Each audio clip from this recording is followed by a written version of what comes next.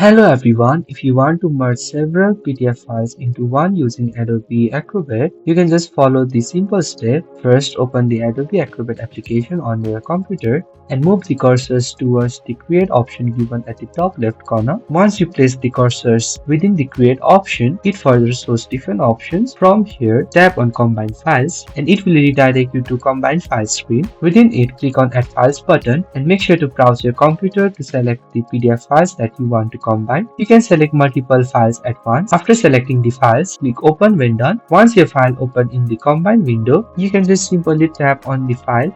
You can drag and drop them to arrange the order that you want to appear in the final PDF.